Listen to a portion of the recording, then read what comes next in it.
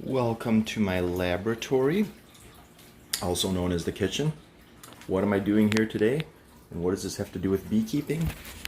It is now the middle of October, and it is a nice, raw, cold day. Unfortunately, it's the way it is. I've just got to work on my days off, but I'm going to go through a final mite treatment for my honeybees to get them ready for the winter. This is the time of year when they have stopped laying eggs.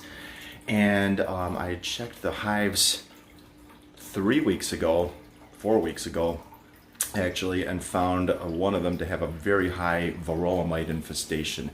Generally, you want to keep these mite levels under 2% when you're doing counts on the honeybees. One of mine was up to 7%, which effectively was a death sentence. If they would absolutely, the whole colony would die in the winter if it wasn't done.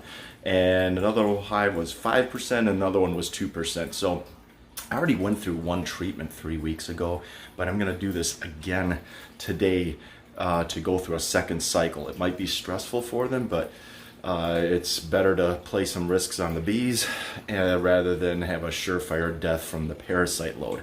So what I've got here is, this is for all you interested, effectively a gram scale. I have 300 grams of sugar. I have 300 milliliters of hot water, distilled water, and I'm going to measure out 23 grams of oxalic acid. Sold commonly as wood bleach, but you could also buy from beekeeper supplies where it's marketed as oxalic acid. And so I need to get myself exactly 23 grams of this stuff. That recipe creates for a moderate concentration for these treatments. Oxalic acid is toxic to, there we go, 23 grams, is toxic to the varroa mite. It's also toxic to honeybees, so this is not something you mess around with. You have to create a balance between what is effectively killing off the mites on the bees, but not killing the bees as quickly. So what we're going to do is I'm just going to combine all these ingredients.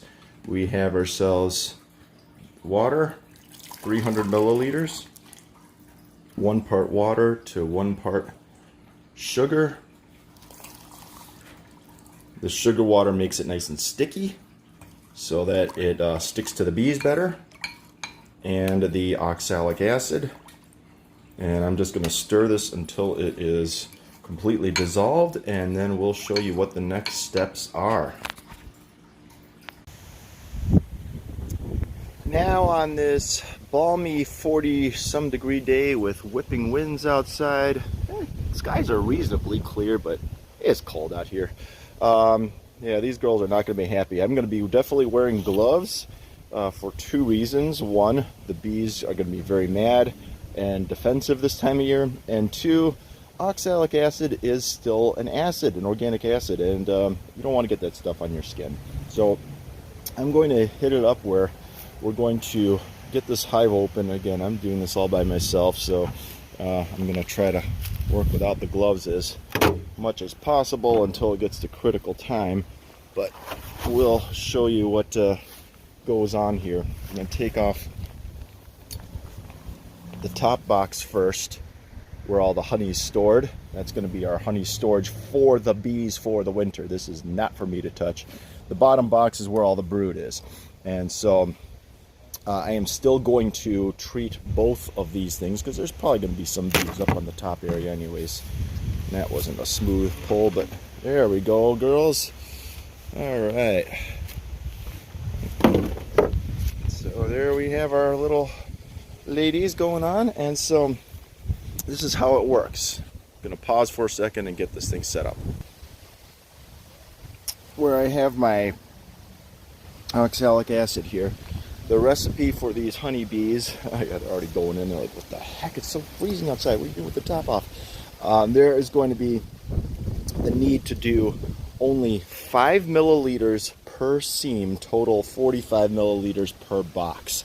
That is kind of the maximum you could do. And again, this is not a situation where more is better. All right, I'm gonna so break all the rules because I'm videoing. Here we go. Hopefully I'm not giving you some cheap entertainment of dripping acid on my fingers and getting stung, but I'm gonna hit these girls up with 5 milliliters per seam, and I just drizzle this stuff in. Okay, there we go, and that's 5 there. There are other things that are out there, other modes of treatment. I'm actually going to concentrate more on where these bees are. Many beekeepers like to use a vaporizer, where they could buy an actual contraption that uses alcohol to vaporize this stuff in there. There's really not a lot of bees over here, so I'm just going to kind of minimize the drizzle effect on this. Now the vaporizers are kind of cool because you just supposedly have to wear extremely protective ventilation gear because, yeah, you don't want to inhale that oxalic acid yourself, but they disperse it more evenly throughout the hive. Some people argue that in the chemistry that the alcohol base of it actually inactivates the oxalic acid. I don't know if any of you guys are phenomenal chemistry experts out there, but yeah, I'm doubling up on some of these guys. Sorry, I'm breaking my own rules again, but still sticking to the 45 milliliters per seam. There we go. But that ends up getting the job done either way. I think both people will report that their mites get killed off. They find dead ones down there. So I'm going to do that for the bottom box too, and that is the way we set it up. Then afterwards, when I'm done with all those things, I'm going to take what they call an entrance reducer, which is one of these little wood contraptions, put it into the bottom entrance, and that will lower the entrance level so that, one, there's less cold air getting in there. There's also less opportunity for wasps and mice to get in there.